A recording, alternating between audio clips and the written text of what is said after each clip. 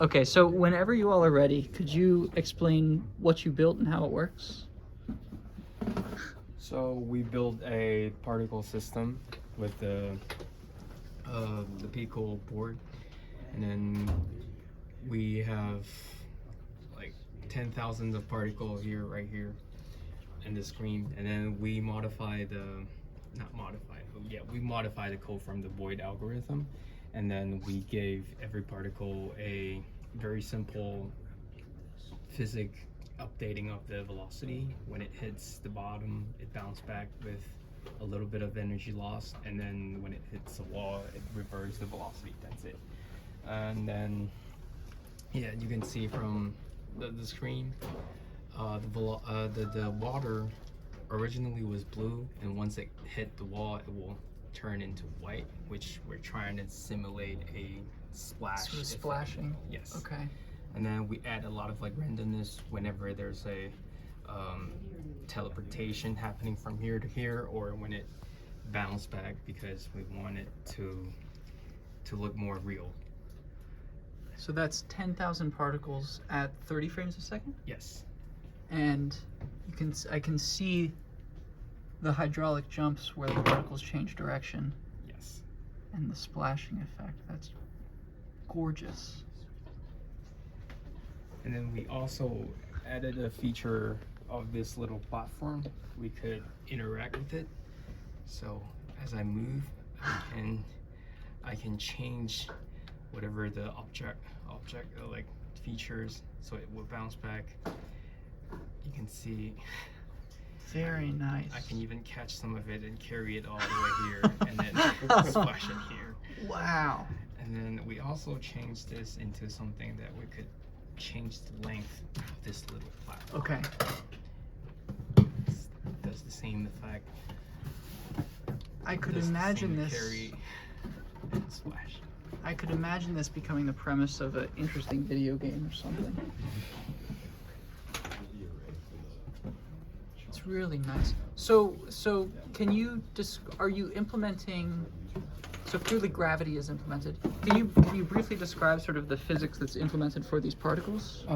Every particle have a we call it a constant acceleration in the y direction, which is simulating the gravitational, and then we have air drag in both directions, and then so as it falls, it also decreasing its velocity until it reach like a terminal velocity, and also in the x direction. Since we only give the particle like horizontal velocity at the starting position, so I have to tune the air drag coefficient very, very small, because there's no like additional force acting in the horizontal direction to make it look realistic. It's roughly about 1/10 of the vertical drag coefficient. Okay. And then when it hits a horizontal surface, what happens? When it hits a horizontal surface, we change the position of the particle slightly above the surface so that it doesn't go beyond the boundary, and then we reverse the y velocity, and then we introduce a restitution coefficient, which it will maintain the 80% of the original velocity, and then it will bounce back up. So it's losing some energy when it Yes. goes through. Okay. And we can see some hydraulic jump, like different hydraulic jump, like right here. Yes, yeah. This hydraulic jump comes from here, where the rest of it just like flat, because it comes from here. The hydraulic jump already happened here. Yeah. So. And so this is 10,000 particles at 30 frames a second. Yes. We can. What did you run out of? What was the limiting resource in terms of more particles? I guess it's memory, because like memory? we're storing each particle as a struct. And the struct consists of x position, y position, x velocity, and y velocity in fixed 5 data type, which is I remember it's short, right? Yeah, it's short. Yeah, Okay. it's a like 2 byte data type. So like we run out of memory. Like if we increase the particles to 12,000, like we kind of like lower it to 10,000, so to make sure like we can like spare time. yeah, we can have like enough spare time and any Sure. time. Yeah. Yeah, the maximum number of particles due to the memory constraint is 12,000. If we do the 12,000 with the moving platform, it will slightly lose the refresh rate below 30 frame. I'll say like roughly 28 or 29 frame per second. Because it was just because the spare time would like slightly above 1,000 and 2,000, but when I moved the platform to a lot like where a lot of water particle was interacting with it, it will decrease down to like just the frame rate will decrease down to 30 frames per second.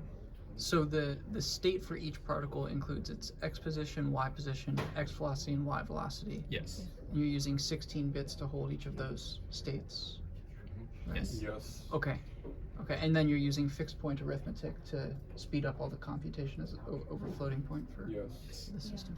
And also the strategy that we use to speed it up and split it into 2 cores and use each core to calculate the odd number and the even number. And as you saw before, that we encounter a little trouble around the boundary, which some particles may exceed the boundary. And then based on Bruce's idea, and we just slightly change the boundary, like lift it a little bit and just like try to make it visually reasonable. Sure. And try to just avoid those boundary conditions. And based on that, we also encountered a second trouble, which is some particle will exceed some, as you can see here, it will exceed the, around the corner, it will have some little particle that occasionally exceed this boundary. And based on, after our discussion and Yibo's idea is that we can just try to give it a new, try to give it a new condition, try to check that around this little square here, whether it is within this range, and just try not to draw it. And then after the next position update, and while it is outside this stair, and then we draw it again and try to make it appear again. Clever. Very nice. And there's a little trick here, because each particle is 2 pixels, and at the beginning we only use the condition to try to check within the 5 multiply 5 square, which sometimes we also see a little particle here. And we noticed that maybe it's because some particle will be chunked into half. So we expand that area into 6 by 6. 10 by 10. 10 by 10, yeah. So that is an even number. So we can get rid of all this particle within this area. Yeah. Very, very nicely done. That's a gorgeous animation. Looks like Buttermilk Falls. The splashing off of the platform there is very convincing. Yeah. Very nice. You can play it whenever you want. Cool. Thank you all.